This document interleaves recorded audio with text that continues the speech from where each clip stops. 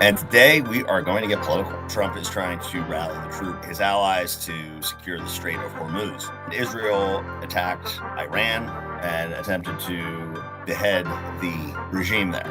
And so basically what happened is America and Israel initiated this conflict and Iran just shut that thing down. Not only is it just for, when people think of oil, they think of like the price of gas. It's like, that's one thing. What that also did for real estate is it shot interest rates up, because what happens when oil becomes expensive, so does everything else, because oil is in everything.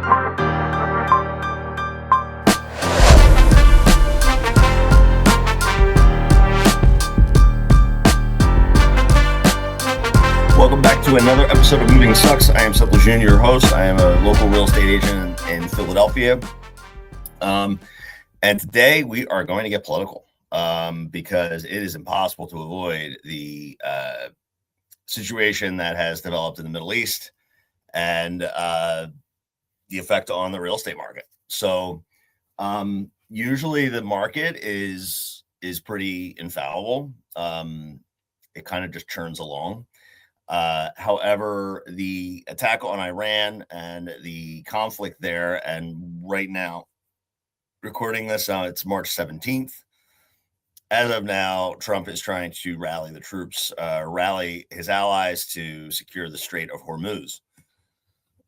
If you gloss over with all this and you don't understand what I'm talking about, let me explain. So basically, about 3 weeks ago, Trump and Israel attacked Iran and attempted to behead the regime there.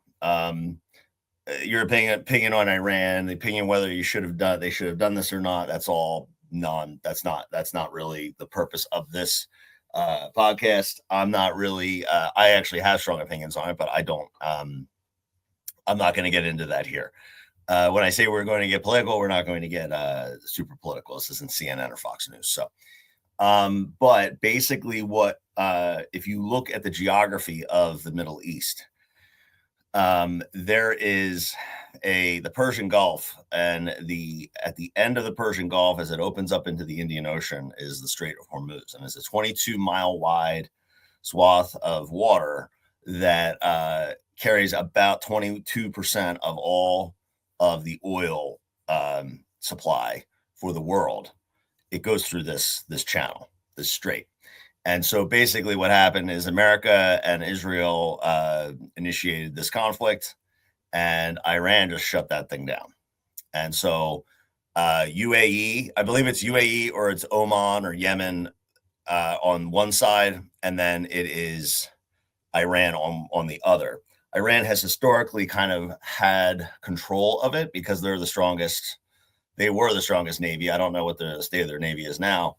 But essentially what has happened is they've shut it down. And so countries like Japan, India, my virtual assistants in the Philippines say they're being affected because they only have so much oil reserves. So essentially the entire world runs on oil. I mean, it's, you can throw some windmills up, you can throw some solar panels in the ground, but in the end, everything runs on oil. Oil's in everything. It's in plastics, it's in cars, it's in tires, it's in computer chips, whatever.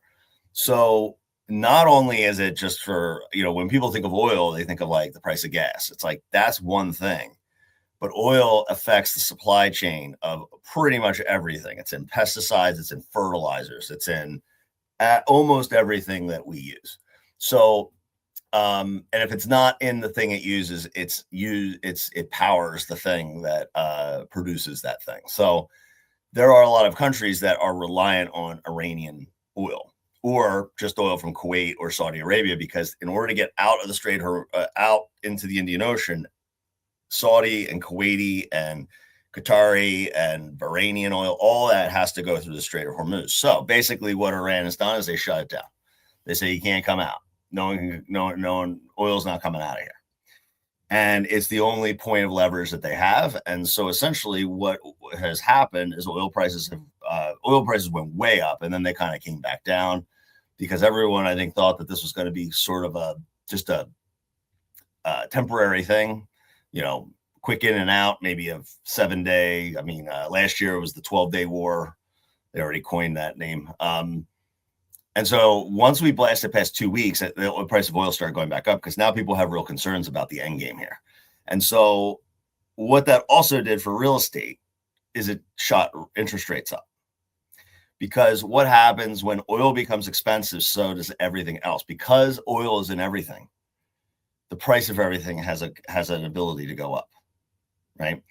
And this is a very old story. We've talked about on this podcast multiple times that there is inflationary pressure that is keeping interest rates high. The Fed has two mandates: inflation and employment. Those are the two things they really respond to. And with inflation has largely in the last year has been, considered under control, depending on the inflationary metric you look at. The idea of cutting off 20% of the oil supply and just throwing chaos into the world throws interest rates into flux. And so what we're really seeing is that price of oil went up and then it rested back down. Now it's going back up because now there's no real strategic end game for this. Trump has called for his allies to come and minesweep the Strait of Hormuz to try to open it back up. There's a lot of our allies who don't want to do that. First of all, you're putting your Navy basically in a bullseye, and I have a feeling that if anybody goes in there, Iran's going to have something to say about it. So largely, we're at a stalemate, an impasse. And the best military, strategic, political minds in the world don't know how this ends, other than basically a capitulation by the United States and Israel to say, hey, our bad, because Iran has absolutely no incentive to let that go. Plus, the public sentiment in the United States is not great about the Iranian war, and certainly abroad, everyone is kind of like, WTF. So I had 7 clients getting refinances 2 weeks ago. And now they've waited a really long time. These were people who locked in at 7.8, 7.7, 7.6, and they've waited for 2 years for this to happen. And rates were really like around 6, and they just shot right up. And so now we have had to pause their refinance due to the fact that the interest rates aren't cooperating. The way interest refis work is that in order for you to refi and lock in a lower rate, it's got to be worth it. Like if you the spread between what you're paying at 7.6% and what you're paying at 6%, that difference has to make sense in order for you to pay for a refinance, because you need title, you need there's costs to it. So when the interest rate goes up and you're not saving quite as much every month, it makes less sense. So if rates went way down, everybody would refinance like they did during COVID, because everybody was refinancing out of 4 and 5% rates into like 2.75% rates. This guy. So the Iranian war is not great for real estate. If anything, if it does create in the financial world, it creates higher interest rate environment. Of course, that's not great for buyers. That's not helping affordability. And we're kind of back to where we were. Now they're not, interest rates are at the time of this recording are not in the 7s or anything like that, but they shot up about, almost half a point over the course of a couple of days. So it should be very interesting to see what happens with this whole conflict. As a student of history and somebody who's actually read a history book and understands the nuance to some extent of the Middle East, I'm very, very curious to see how this all ends. I think that eventually Trump is just going to need to get out with some kind of political win here. But this is an extremely entrenched and stuck area of the world. And Iran is just a different animal than some of the other countries that we have romped in for many years. And you have to go back a very, very long way to find anybody who's really been able to make wholesale change in Iran. I mean, we're talking like Genghis Khan times. So Iran it's just the people there are very, very set. And I'm not excusing the regime. The regime is terrible. They've massacred people. They don't like political unrest. But in the end, to ask 90 million people to change their ways and, say, oh, thank you, liberator Americans, to come over, I think that's a far cry. I don't think that that's happening. There's no indication that that's happening. So basically what you have is you have Iranian population that has the same regime it did, 3-4 weeks ago, that is just basically stuck.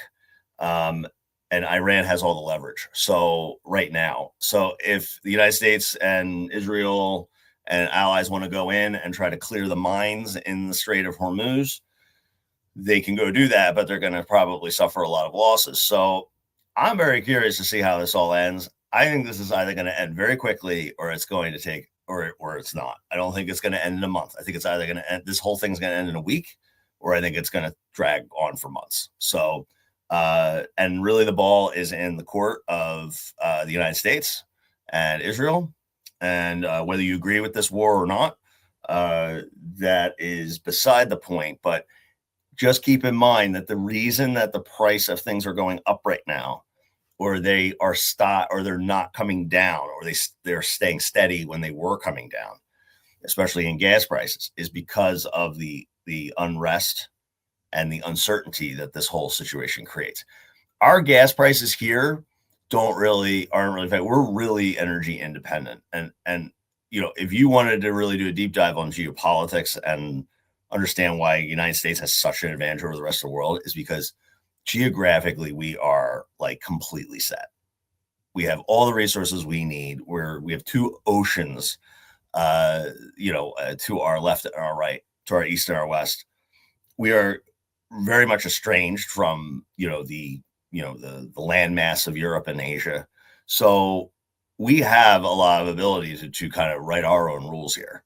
But we will still see gas prices go up, just because there's going to be more uncertainty in the oil markets in general. So my suggestion is that if you are looking to refinance, I would not stop that process.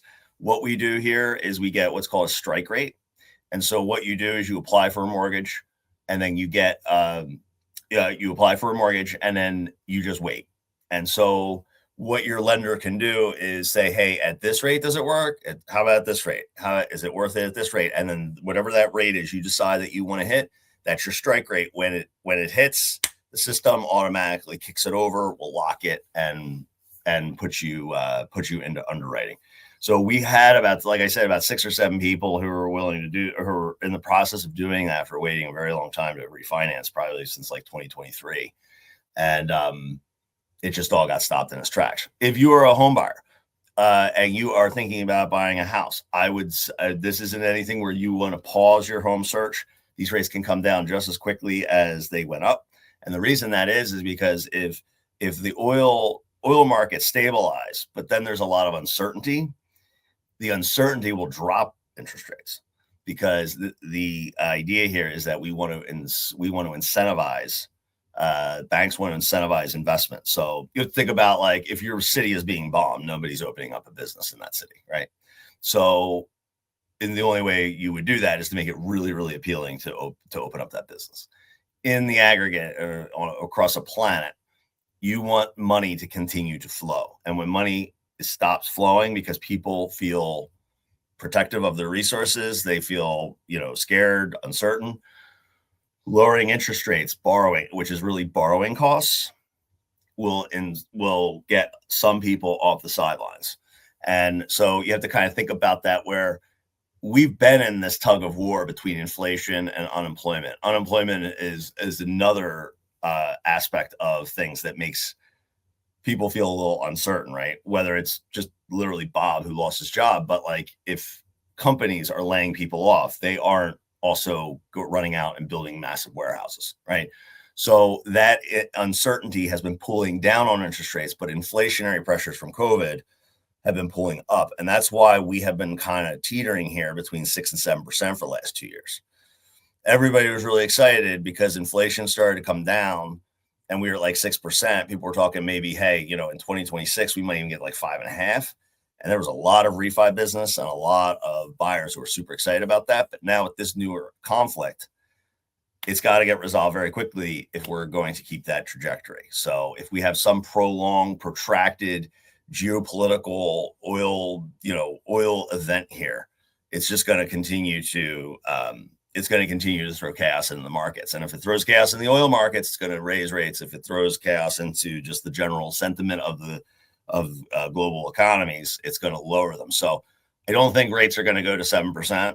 I just don't think. I think there would have to be something really terrible to happen, but I don't see them going below 6 as long as this conflict's around. So, but what do you think? Do you think that this Iranian thing is going to have an effect on the real estate market? Are you seeing something in your market? You having conversations with your friends, colleagues? What do you think about the Iranian conflict? Do you think that we're in the right? Comment below. Just let me know what you think, or shoot me a DM or a text on social.